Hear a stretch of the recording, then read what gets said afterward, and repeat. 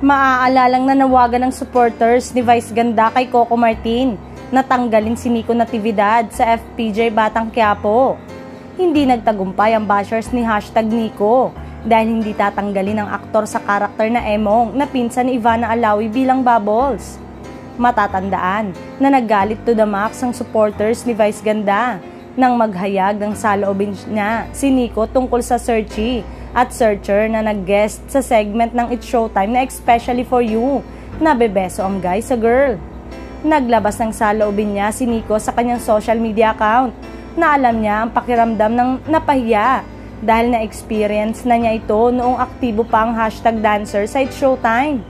Hindi nagustuhan ng supporters ni Vice ang post ng dating #member kaya binash nila ito ng todo at hindi marunong lumingon gayong galing siya sa nasabing programang pangtanghali ng Kapamilya Channel. Kaya nanawagan sila kay Coco bilang director at producer ng FPJ Batang Quiapo na tsugihin na si Nico lalo't magkaibigang matalik sina Vice at Tanggol.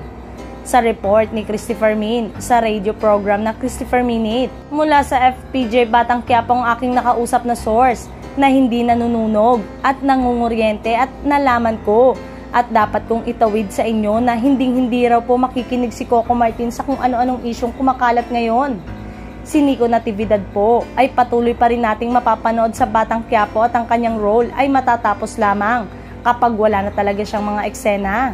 Sabi naman ng co-host ni Nay Christy na si Romel Chica ay napakagandang balita ito dahil ang daming espekulasyon na lumalabas ang pangalan niya at dahil kaibigan daw ni Vice Ganda si Coco Martin.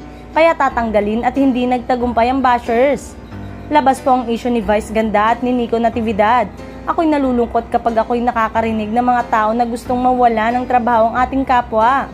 Kaya sa mga supporters ni Emong o Nico ay patuloy pa rin ang ligaya nyo dahil hindi mawawala ang aktor sa FPJ Batang Quiapo.